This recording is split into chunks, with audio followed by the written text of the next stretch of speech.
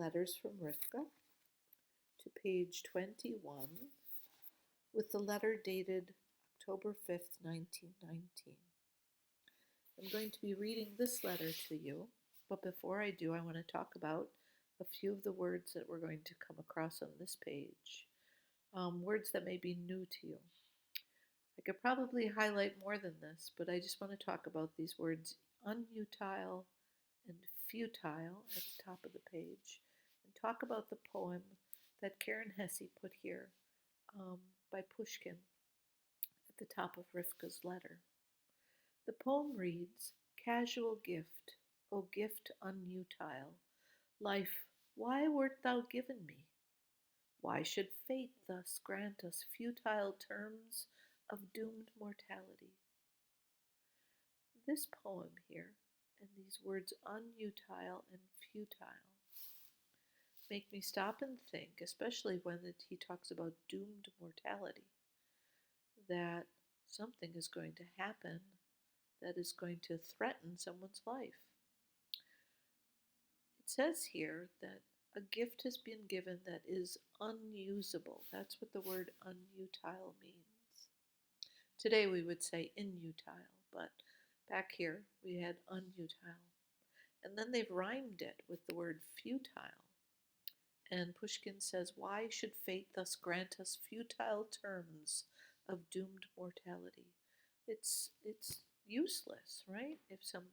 How could I have this life and it's going to be useless and futile, hopeless, you could even say.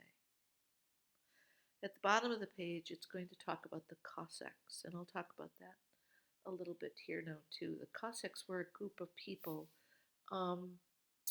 in this region of Russia.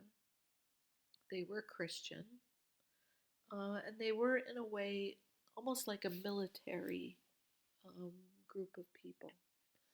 And they were very well known for their horseback riding, and they would go through this area, and they were the ones who, in some cases, might be holding these pogroms. And so they would have been people that Rifka's family would have feared. So they show up, it says at the end, about her having a dream. All right, so let's read October 5th, 1919, Motziv, Poland. Dear Tova, I thought we would be in America by now, but we remain in Poland, stranded by illness. The sickness began with me. My legs and head started aching shortly after we crossed the Polish border. I told Papa, I am tired. That spray has made me sick. By the time we arrived in Motziv, my head pounded and my body hurt as if the train had run over me. I wanted only to rest. The motion of the train tormented me. I begged Papa for us to stop. Mama and Papa took me off the train in Motziv. I did not know Papa had a cousin here. Did you, Tova? Papa's cousin did not have room for us, but he took us in anyway. I don't remember very well what happened the first few weeks in Motziv. We slept on the floor in the shed of my father's cousin. I had dreams, terrible dreams about the guards at the train station and Cossacks and entire forests chasing after me.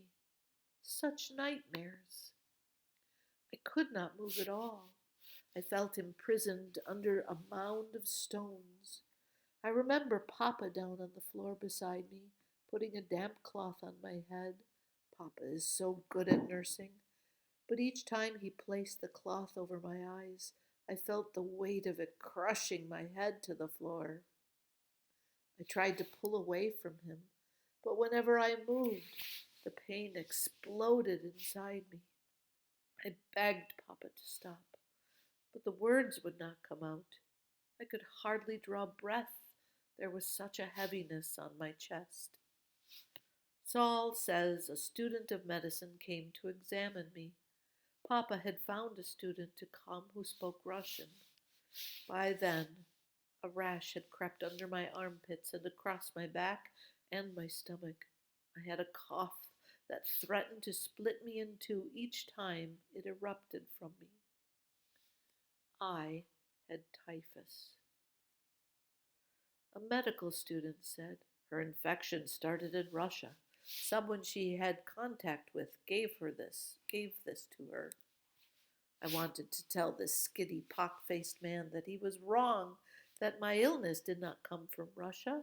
I knew where it started. It came from the doctor at the Polish border. I tried to explain this to the man, but I could not speak. You must say nothing about the nature of her illness to anyone, the medical student told Papa, not even to your cousin.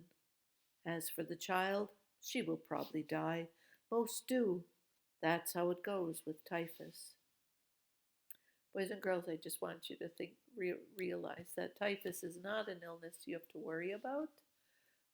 Obviously, it was one that threatened people back then. It's not something that you have to worry about today. It was, however, a life-threatening illness, and Rifka is very, very ill. I remember very little, Tova, but I do remember that. Those words cut through the fever and the pain. When I heard them, I wished I could die. If I died, I would be free of my suffering. But if I died, I would never reach America. I remember Mama crying. I tried to speak, to say I would not die, that nothing would hold me back from America. But she couldn't hear me. No one could hear me. I should send you all back to Russia, the medical student said. But the child would not never survive the trip. Papa begged him to let us stay. I promised to care for her, he said. The medical student agreed. I lapsed into sleep, lapsed meaning to fall back into sleep. I lapsed into sleep on the floor in the miserable little shed while the typhus raged inside me. Meanwhile, Mama and Papa and Nathan grew sick. They developed the typhus too. Only Saul managed to stay healthy. Saul is too much of an ox to get sick, Tova. 3 men took Mama and Papa and Nathan in a cart to a hospital at the other end of Motsiv. I wept to see them go. I was still so sick, but I wept to see them as they carried Papa out and loaded him into the cart beside Mama. I thought my life was over. Take me too, I cried. But I had improved compared to Mama and Papa and Nathan. Motsiv is full of typhus, the cart driver said. We need the beds for the dying. They left me with Saul, of all people. Saul, who never was kind, has a kind word for me. Saul, who pulls my hair and punches me, even though Mama says at 16 he should know better. Saul, with his big ears and his big feet, was all I had for a nurse. It is a wonder I did not die from the typhus.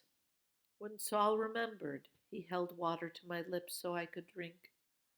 In my dreams, and when I woke, I fretted over Mama and Papa and Nathan. Were they already dead? Where is Mama? I asked each time I woke from a restless fever sleep. Where is Papa? Saul turned his face away. He could not stand the smell of me. I could tell by the way his mouth tightened. Go back to sleep, Rifka, he said. He always said the same. Go back to sleep. Once I woke to find Saul kneeling beside me, holding my hands down, his dark hair curled wildly around his ears. What are you doing to yourself? He kept asking. I had been dreaming about Mama's candlesticks. I was holding them against my chest. Hands, dozens of hands, reached out of the darkness to take them from me. I tore at the hands, trying to get them off me, trying to get them off Mama's candlesticks. Look what you have done to yourself, Saul said, touching the tail of his shirt to my chest. In my sleep I had clawed at my chest until it bled. Tova. My hand is too weak to continue, and my eyes blur at these tiny letters. But I will write again soon. Shalom, Rifka.